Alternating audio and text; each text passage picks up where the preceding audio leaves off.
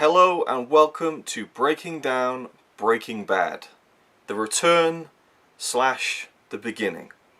Let me explain. 3 years ago, in September 2013, I'm pretty sure, I started a series called Breaking Down Breaking Bad. As the final 8 episodes of the TV show Breaking Bad were released, I did reviews on almost all of those episodes. I called it Breaking Down Breaking Bad, as opposed to a quick review of a TV show episode saying I like this, I didn't like that. I went into everything and did kind of like half an hour longish kind of reviews. And I always thought it would be good to go back to the beginning and talk about every single episode because I love the show so much. Then a couple of years ago, the complete Breaking Bad Blu-ray set came out. I got the barrel edition with all the bells and whistles, all the special features, everything uncut and uncensored finally in the UK.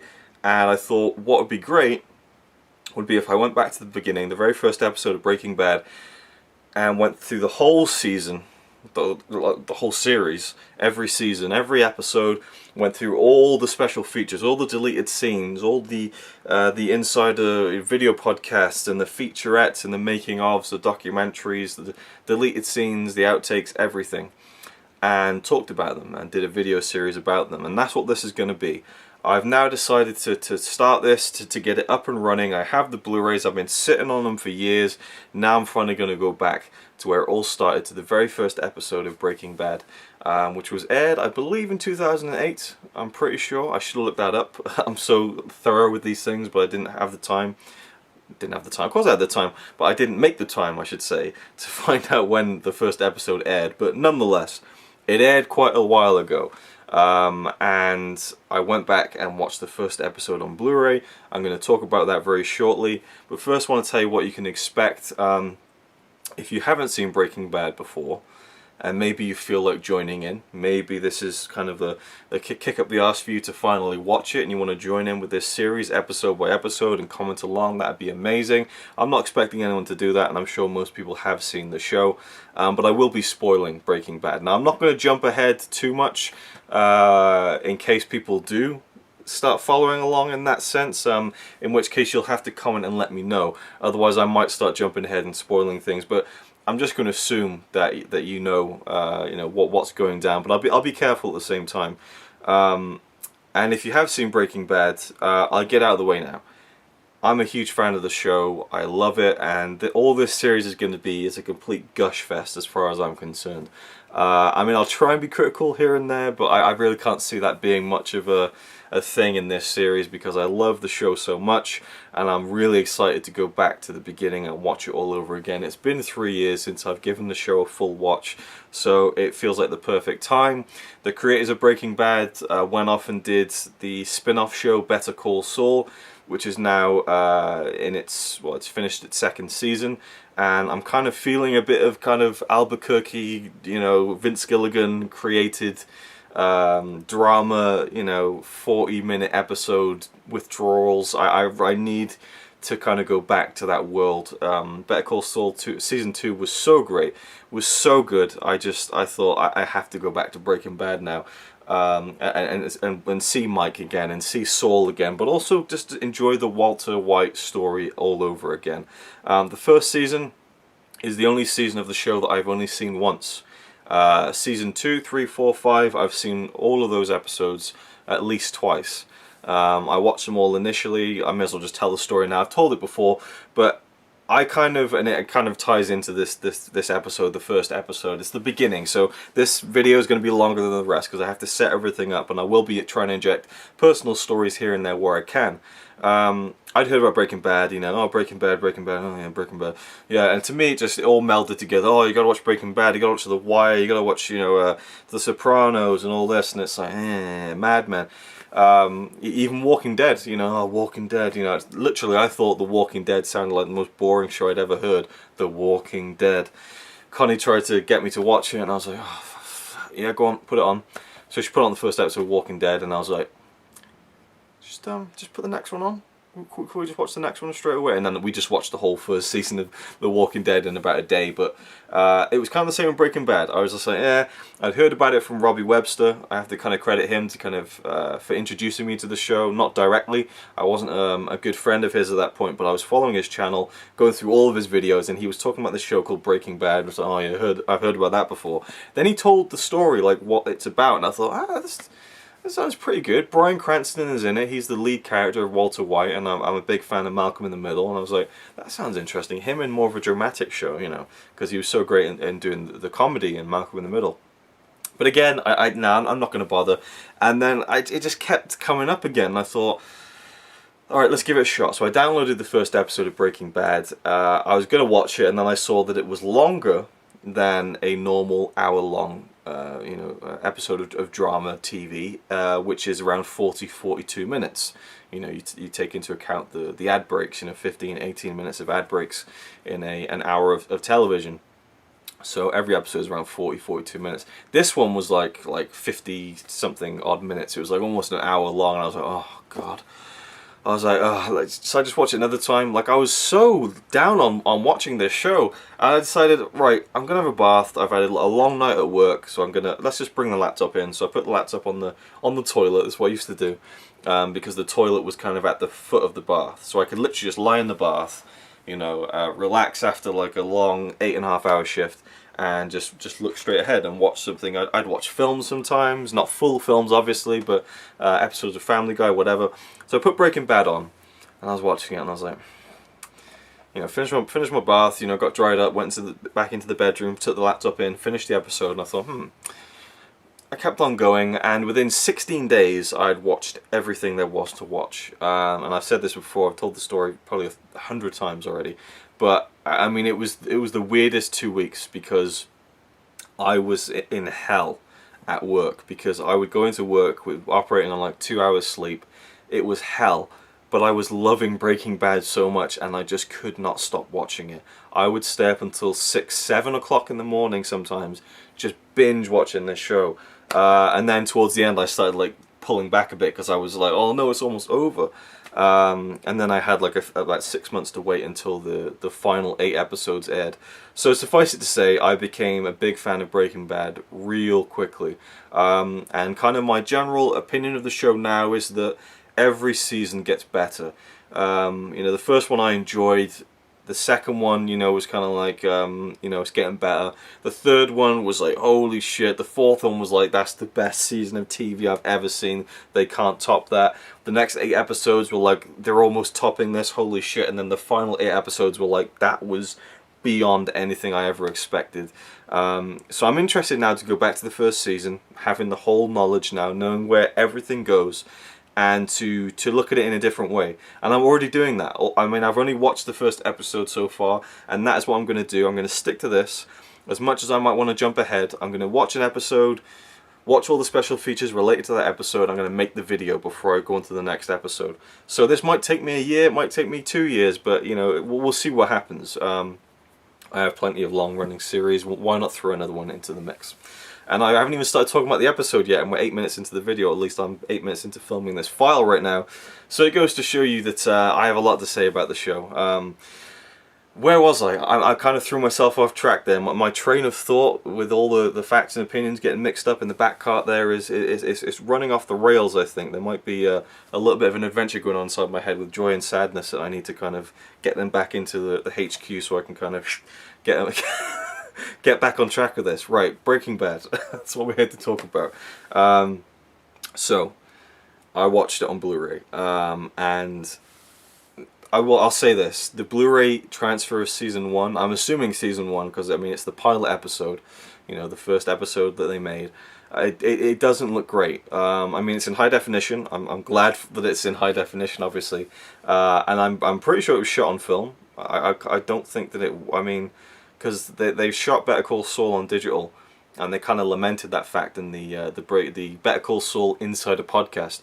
Here's a quick tip for you: if you're a fan of Better Call Saul, the TV show, or Breaking Bad, go and search Breaking Bad Insider podcast or Better Call Saul Insider podcast. It's hosted by one of the editors of both shows, Kelly Dixon, and she gets all the creators, the cast together for these different podcasts that run for anywhere between an hour to an hour and 40 minutes long, talking about every episode except for the first season. They started it in season 2, and if you haven't heard them and you're a big fan of Breaking Bad and Better Call Saul, it's a gold mine of extra information and just fun to listen to.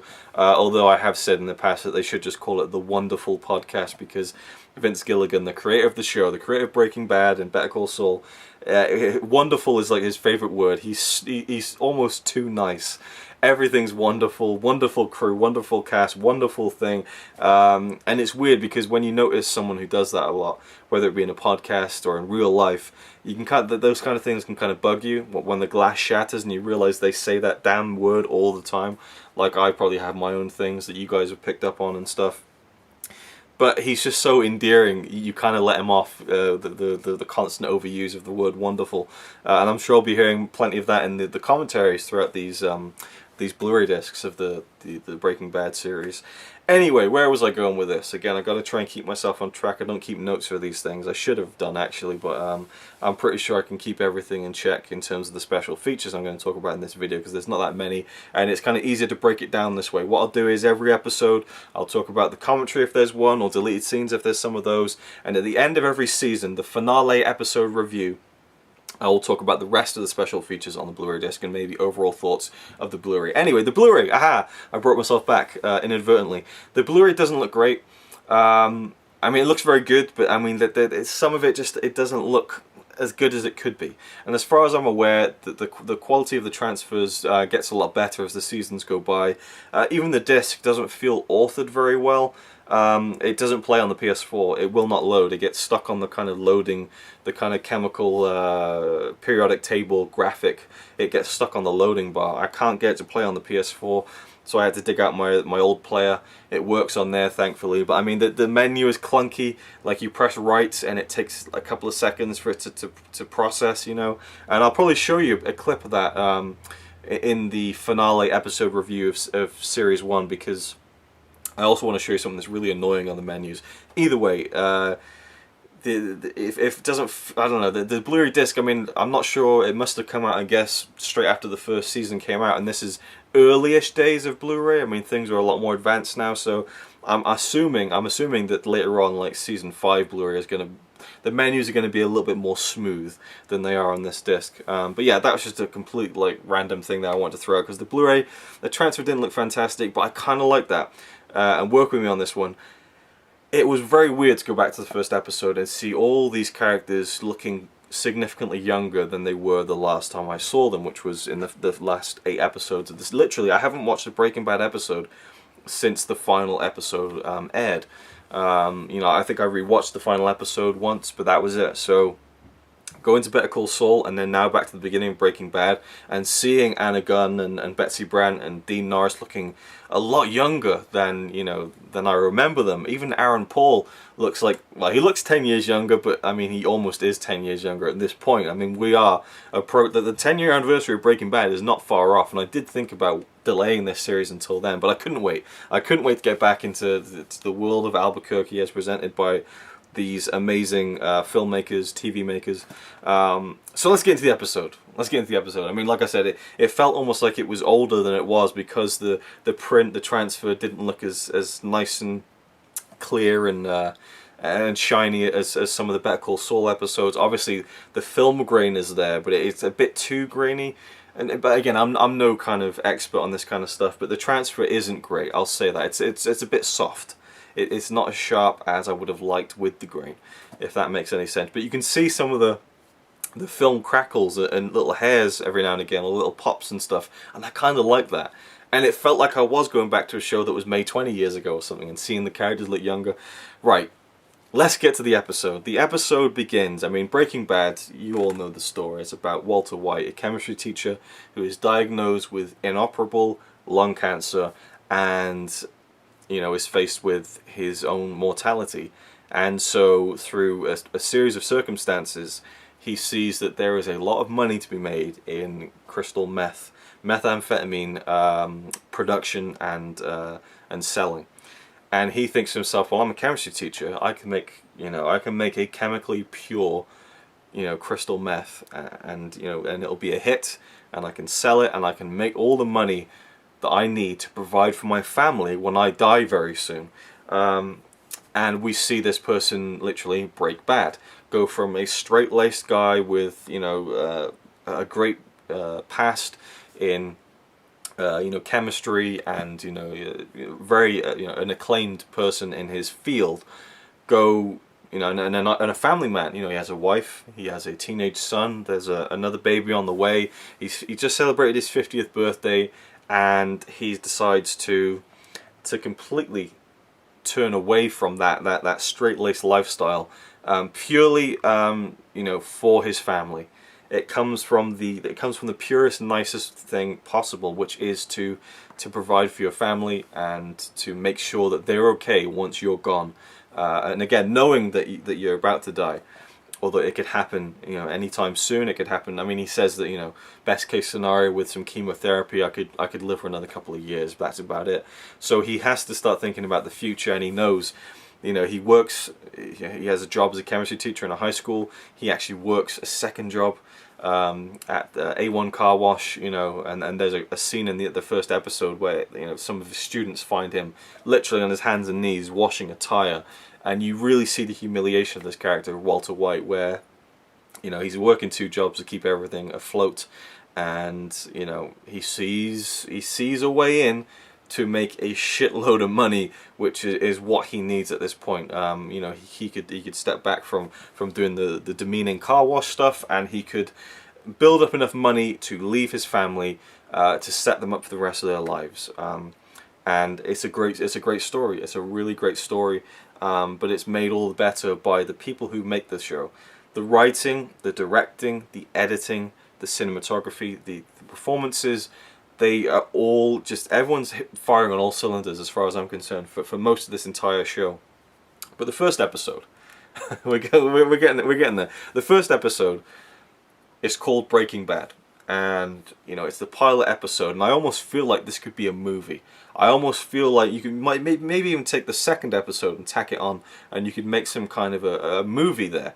At least this first episode, it really feels like a complete. I mean, you have 3 weeks of Walter White's life, going from being diagnosed with cancer to setting plans in motion to start producing this crystal meth, and everything goes to shit.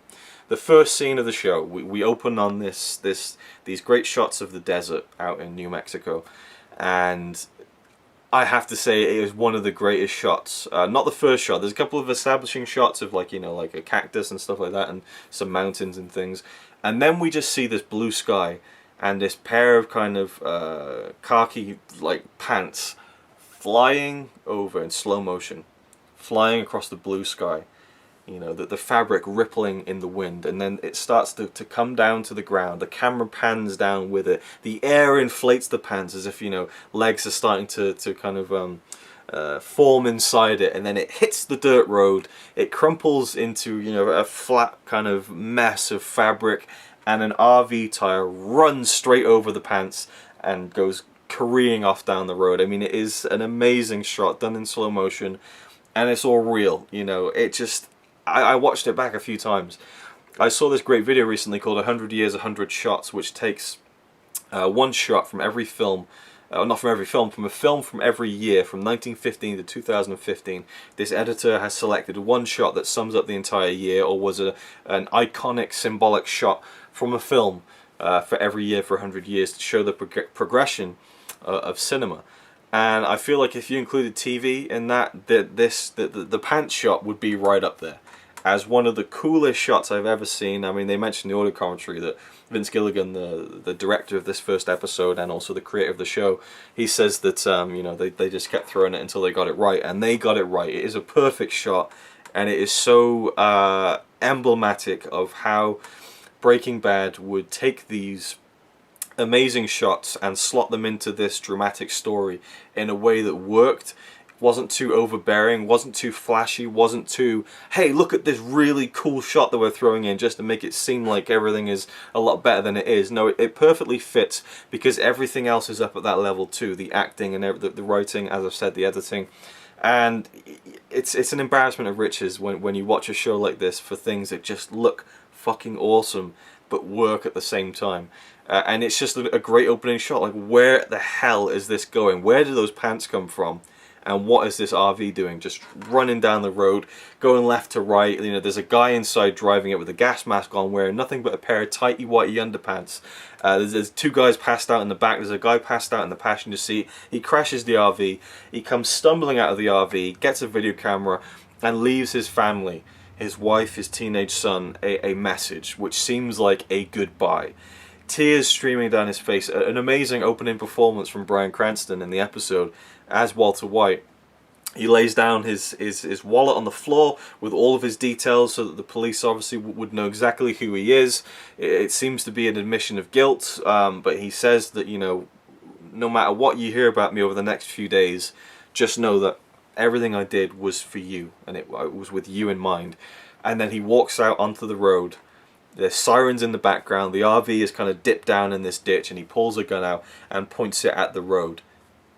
Titles: Breaking Bad. Like, holy shit. I mean, it's the classic writing 101 thing, you know, hook the reader, hook the viewer in right at the beginning with a scene that is kind of out of context with the narrative of the episode or the film or the book, but that makes them think, holy shit, how did this happen? How do we get to this point? It's a thing that's used a lot. I've used it myself before in writing some of the things that I've tried to write over the years, but it's a great device, and it always works if you do it with if you execute it correctly, and they did with this. And then we jump back 3 weeks earlier and we get the whole story of how Walter White gets to that road in his underpants with a gun pointed out at police coming straight towards him. Holy shit, what an opening gambit. You know, it's ridiculous. And so we see the story, and we're introduced to all the characters. You know, Walter White, chemistry teacher, you know, trying to teach his students, but they don't really, you know, no one's interested. You know, there's so much apathy in his classroom, and he's so excited about the chemistry. You know, he's spraying things into this flame, and it's making different colors, and he's explaining what chemistry is. You know, he says one of the great lines of the show: chemistry is the study of matter, but I prefer to see it as the study of change.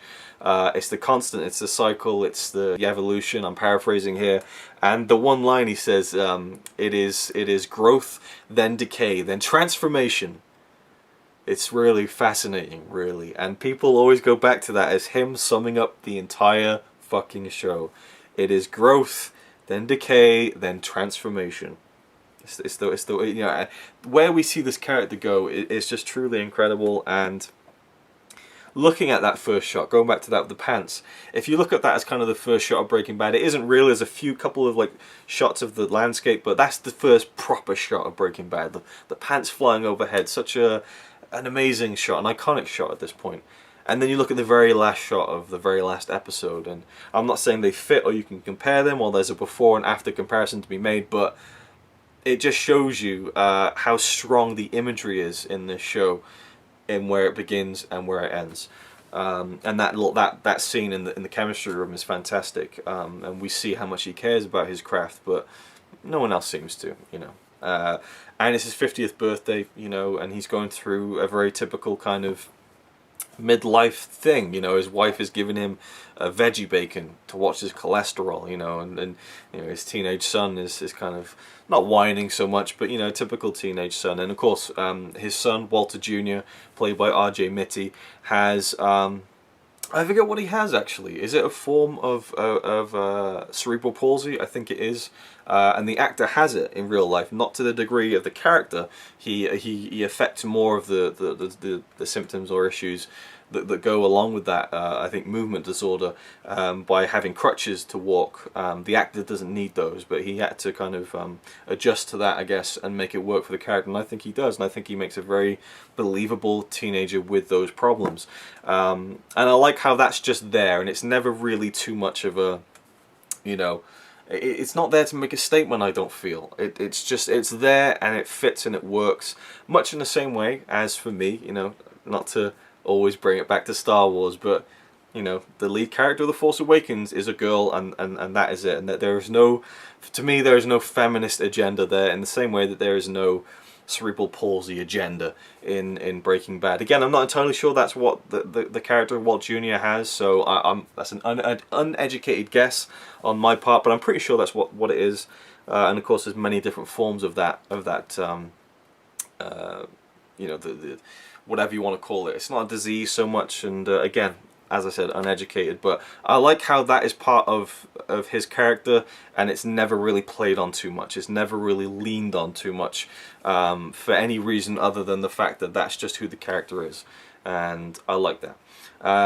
You know, Walt's wife, Skylar, played by Anna Gunn, we learn bits about her, that she kind of gets a kick out of buying shit at kind of, you know, yard sales, I suppose, or whatever, and selling them on eBay to make a little bit of profit. I like just little details like that, and we learn that she's been writing short stories, and her sister, played by Betsy Brandt, Marie, her sister's like, you know, maybe you should write a novel, you know.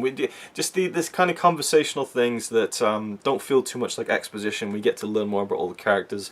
And then we have Jesse Pinkman, played by Aaron Paul, who's introduced halfway through the episode kind of as this this young guy who you're assuming is not too long out of high school, maybe 19, 20 years old, maybe a little bit older, and Walt, you know, he comes across Jesse during this scene where Walt is accompanying his brother-in-law, which is his wife Skylar.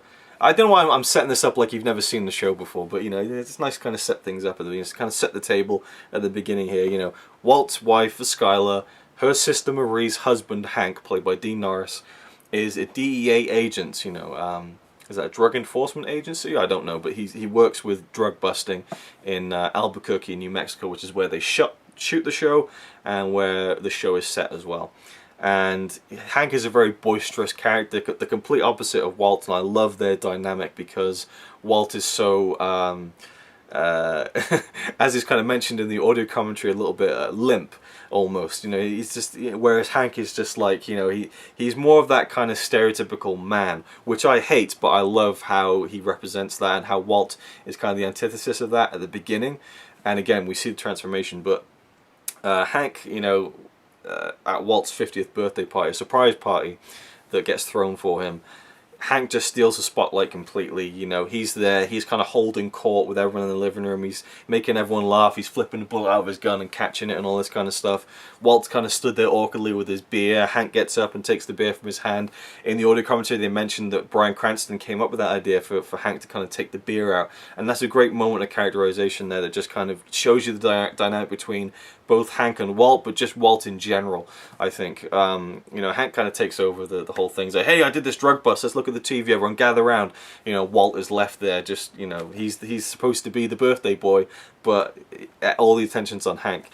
And he shows the TV broadcast of, you know, Hank being interviewed saying, yeah, we busted these guys, they had 700,000 grand or something like that. And Walt starts to, you know, think, oh, really? That's a lot of money, isn't it? And Hank's like, nah, it's like usual. You know, there's a lot of money to be made in crystal meth. So where the gears start turning in Walt's head, and this is after he's been diagnosed with cancer, lung cancer.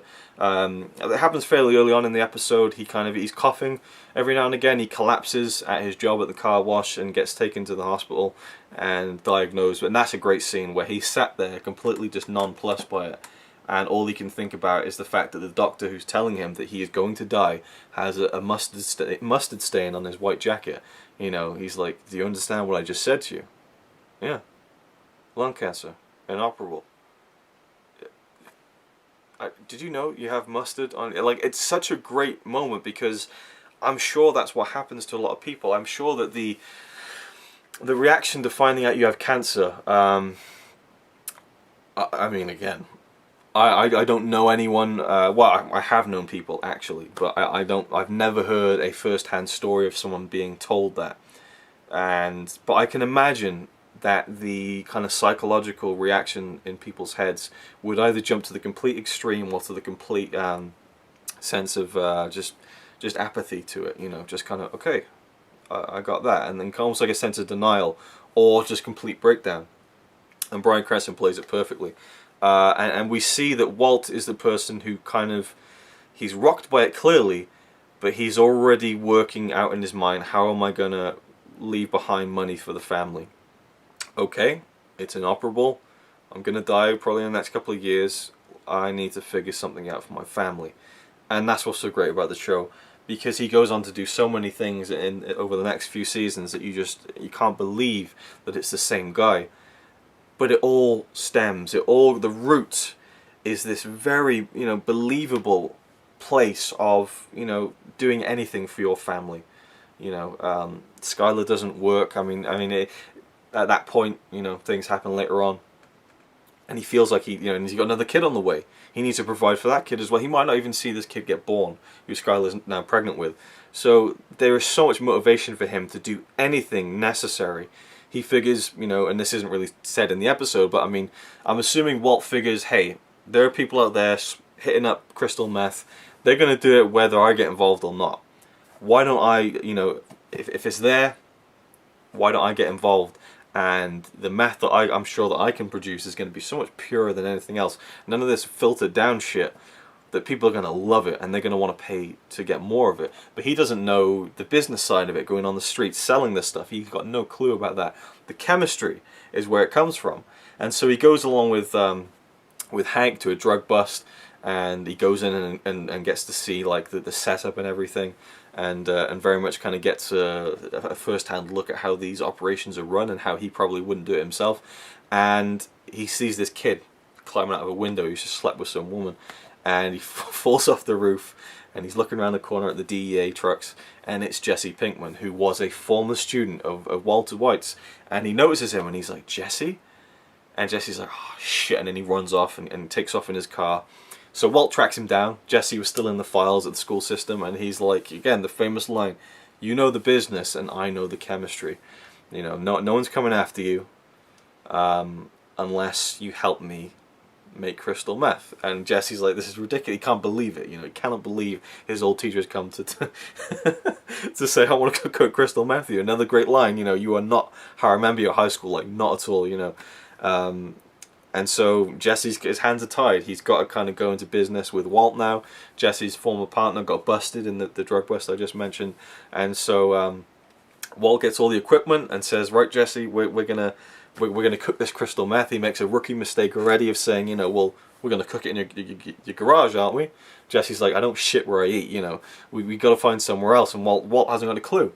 So you see where their relationship is going, where their dynamic is. Jesse knows all the street stuff, of how to do it, how to get away with it, how to sell it, and get it moving and stuff. Well, Walt, all he knows is the chemistry.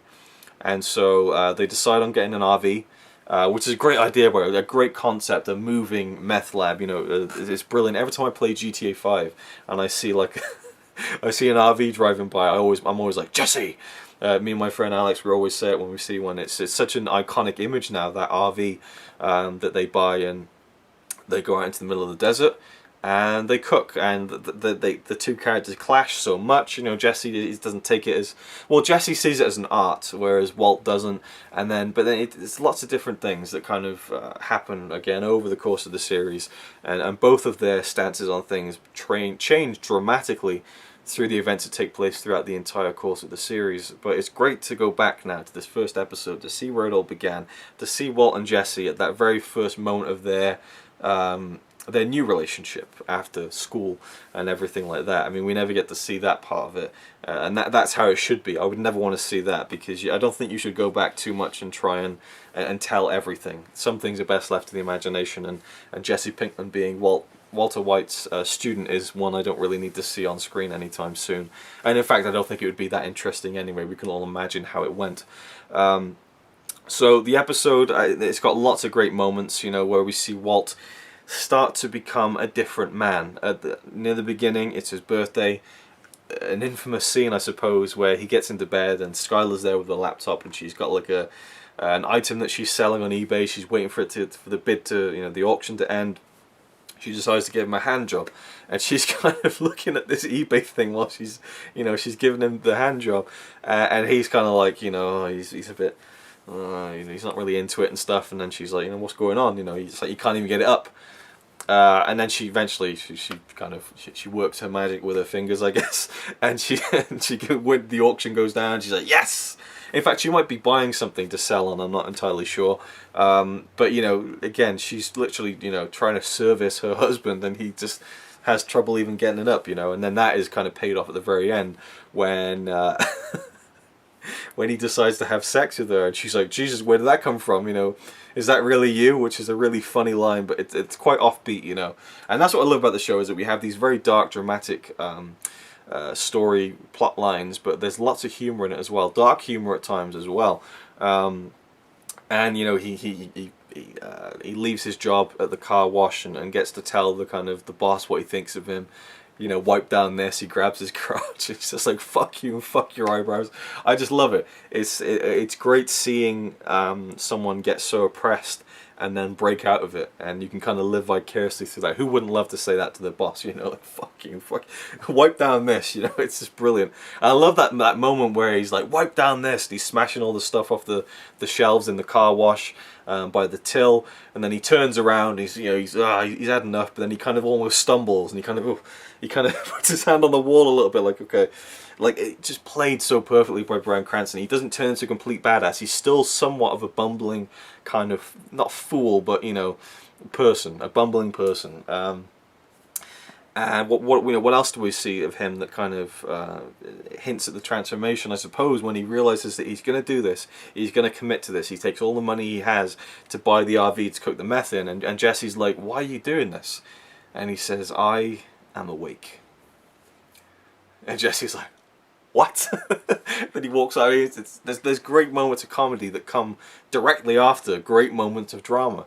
Perhaps not drama, but it's a great line where he's standing there, the mountains in the background, and he's like, "I am awake." And it says a lot without saying much at all, and you kind of get his mindset. It's a fantastic episode, and again, we get involved with some guys that Jesse knows who might be able to kind of buy the crystal meth that they've created, the first batch, and then sell it on and stuff. So Walt's like, you know, go and sell this stuff, and it backfires on them instantly because you know, Jesse has prior history with the guy he's trying to sell with and someone else, and so they go out to the desert where Walt is, and suddenly Walt is completely knee deep in shit. Jesse's there, you know, we got two guys with guns. They're like, "We want your crystal meth and stuff," and so Walt improvises and creates this explosion of gas to kill these two guys inside the RV. He lunges out, shuts the door. They're shooting from the inside. An amazing shot where Bryan Cranston is literally leaning against the door of the RV, and these bullet holes are popping up above his head. Brilliant effects work. I mean, you know, practical effects. It was literally, there wasn't CGI. Just, you know, squibs that just made it look like someone was literally inside shooting the door. It's just terrific drama, and, you know, Walt has just killed two people. I mean, you go from such extremes, and it again shows you the transformation, which I've said far too many times by now. I know I'm sounding like a broken record. And then we see the beginning where he's driving off in the RV. He doesn't know what he's doing. He's got the gas mask on. Jesse's been beaten up. He's unconscious, and the two guys are rolling around in the back, you know, presumably dead. And then we cut right back to the ending where he's holding the gun out towards the oncoming police. It's an amazing shot from the barrel of the gun. It looks like they kind of locked the pistol down because it is completely dead center as the camera comes out and we see him pointing the thing. And then another great moment, he tries to kill himself and he pulls the trigger, but he had the safety on. And again, shows you like how desperate this man is and how quickly it went to shit, and how willing he was to end it right there. But he doesn't because of the safety, and you know, maybe it wasn't meant to be. But then these fire engines come out of nowhere because someone had thrown a cigarette out of the RV when the two gangsters arrived, and a forest fire is set off, which we saw earlier on. And so Walt kind of puts the gun behind his back, and the fire engines drive past. He's off scot-free for that moment, and that's where we kind of, you know, end the episode with, well, the end of the episode is him going back to Skylar, and she's like, "Where have you been all night?" And he just decides to answer that with sex. So what can I say? I've pretty much summed up the whole episode and the things that I loved about it. It's so much more entertaining now that I've seen everything, and I'm not sitting there thinking, okay, where's this going? Not that I'm saying that it can only be more enjoyable if you've never seen it. I'm not saying that. I mean, if you've seen it before. You know, it's a great episode. It's a great beginning. It sets up so many things and kind of sets the table for everything that's about to come. It all stems from this one episode, this one moment in time where everything changes, when he realizes what he has to do, or what he feels like is the best thing to do for his family. There's an audio commentary for the episode with it's really overcrowded. It's got Vince Gilligan, the creator. We have a woman who is the editor of the episode. We have cast members Bryan Cranston, Aaron Paul, RJ Mitty, Dean Norris, and Betsy Brandt. Did I mention Anna Gunn? The whole principal cast is here for this pilot episode. Aaron Paul didn't say much. Bryan Cranston says quite a bit. Dean Norris comes across like a real life Hank in this episode. He is constantly getting in these dirty references and like I mean it's kind of like terrible but kind of funny at the same time. Vince Gilligan again is just praising everyone and doing a great job of just being a really endearing guy, you know, and tries to interject some genuine moments of information and trivia into the commentary, which is mostly kind of overbeared with the actors kind of making themselves laugh and joking about the things on screen. But there's a lot of interesting bits of trivia to go through out there that are really, really funny. I'm not going to spoil any of them. RJ Mitty, he really tries his best to kind of get laughs in the room, and his jokes just they kind of fall flat, and it does feel a bit like they're just kind of not listening to him because he's younger, and you know, he does say a few funny things, but because it's him, that it doesn't quite get the reaction, whereas anything Dean Norris says gets a big laugh. And so that's kind of an interesting dynamic. It's definitely overcrowded, but I love that we got everyone in there for that first episode, the first commentary. It was really enjoyable. Got lots of great information about loads of different things about the opening episode, and then making the show in general and all that kind of stuff. So the audio commentary was fantastic. And then we have the deleted scenes. There are 3 deleted scenes for this first episode. Unfortunately, they are in standard definition, which is a real shame, but they don't look that bad. I mean, I've seen some standard definition deleted scenes and stuff on Blu-rays that have ported over the extras from the DVD, and they look like dog shit, and they're not even full screen. I mean, it's terrible. This one, they're full screen. They don't look bad, but they are in standard definition. 3 scenes. The first one is when Walt comes home, and he's got the surprise 50th birthday party, and it continues that scene from when he opens the door. And he comes in and they're like, speech, and so he's like, okay, 50 years, that's a long time. And you can tell he's not completely comfortable in this kind of social situation, being the center of attention, but he does the best he can. He brings it back to what he knows, like mathematics and chemistry. Well, not chemistry, but, you know, science. Not even science, just mathematics. You know, the stuff that he excels at, I should say. He talks about, okay, 50 years, so that's like, you know, how many hours, you know, how many minutes. And then his friend fills in the gaps and says, oh, it's 12 million minutes and so on. He's like, oh yeah, of course. And then we hear these sirens and everyone's like, oh, what's that? And they run outside and Walt's left there standing again. The attention has been shifted from him. And I knew as soon as I heard the sirens what it was.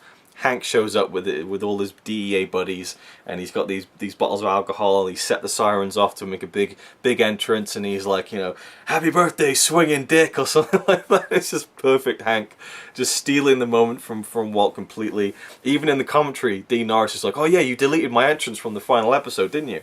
And Vince Gilligan's like, yeah, we put it on the DVD. Don't worry, we put it on the DVD. And Dean Norris is like, you better put that on the DVD.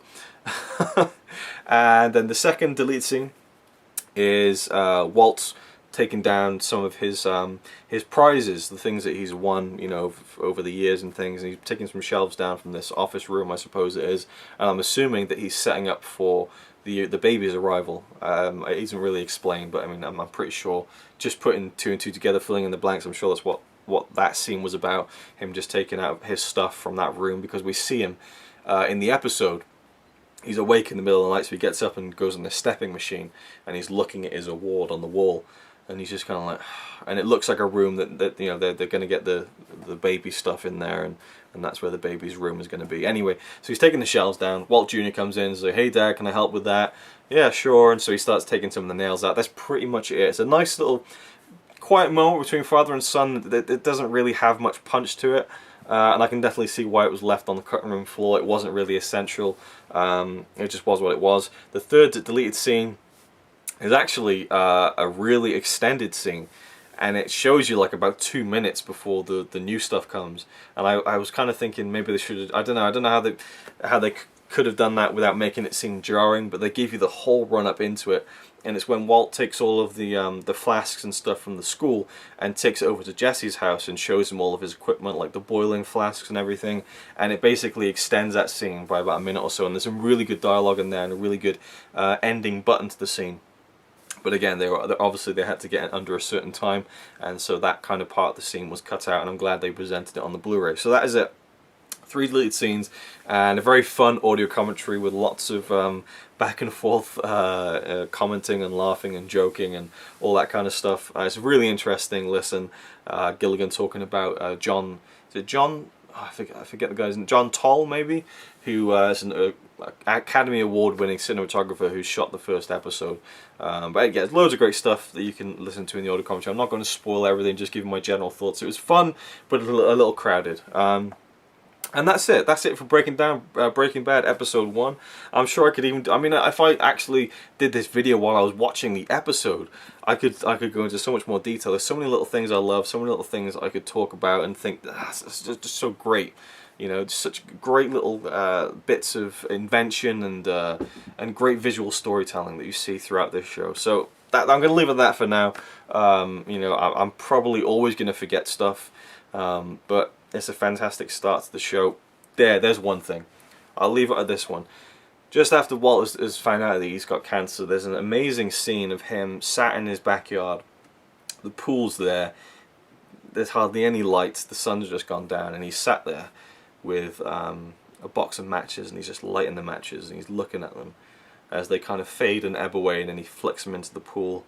And he does it again. And Vince Gilligan was saying in the commentary how it was such a great moment because they had so little light, but they filmed it, they shot it, and Bryan Cranston just sat down and he just did it one take, and that was it, and just perfect, you know. And it really is just such a great scene that you know, again, there's so much you can tell in a story without needing dialogue.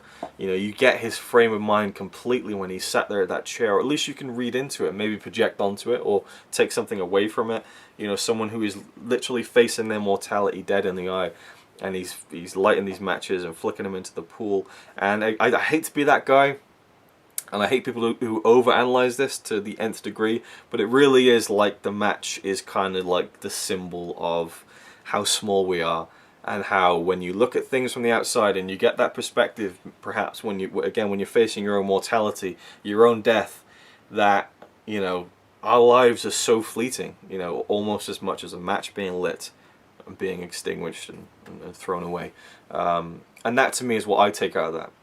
Could that have been the intention? Maybe not, I don't know. But that's the symbolism I get out of that scene, and why I love it so. It's one of my favourite scenes throughout the whole series. I love that moment. It's such a great, quiet, yet powerful beat in the story that sums up everything that he seems to be feeling at the time without him saying anything. And of course he doesn't tell his family he has cancer in this first episode. He goes off and kind of goes rogue in a way and does his own thing.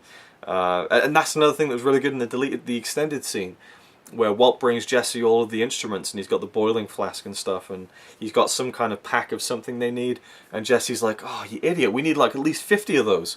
And Walt's like, "The guy at the store would only sell me one, I'll just keep going back."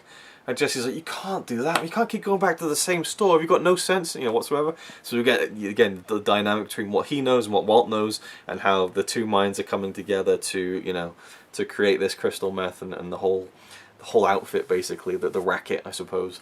And yeah, it's a great relationship that is only just beginning, and I can't wait to dive into the rest of the series. And hopefully you've enjoyed this video. I know this one's really, really long. The next ones will hopefully be like 30 minutes, kind of roughly, I'm assuming, because I won't have to do all the setup. Although the finale episodes might get long, because I'll have all the special features to talk about for the whole season as well that aren't episode related. There's so much to talk about, and I don't know, maybe this series will tank and no one will want to watch it, and in which case I will stop doing it. But we'll see if there's a good reaction, if you guys enjoyed hearing me talk about my thoughts on the show. But as I said, you know, you can get out now at the ground level if you want. You can leave the building if you're not interested in hearing me gush about this show week in, week out, because that's all it's really going to be for the most part. There are some things I think in the second season I didn't like, so I might talk about that. Maybe my opinion changes, though. I really don't know. And yeah, so that's about it. Yeah, there's something else I wanted to say. Jesse and Walt, Jesse has more experience with the buying the stuff and everything, and Walt's not sure. I mean, yeah, all Walt knows is the chemistry. I guess that's all. There was something else there, but it's gone. So thank you for watching. I hope you enjoyed. I'll see you with the next video, and as always, tread lightly. So you might say he's a really nice guy, really, but if fucking don't cut shit with me. He says he's really cool, but I think he's a tool.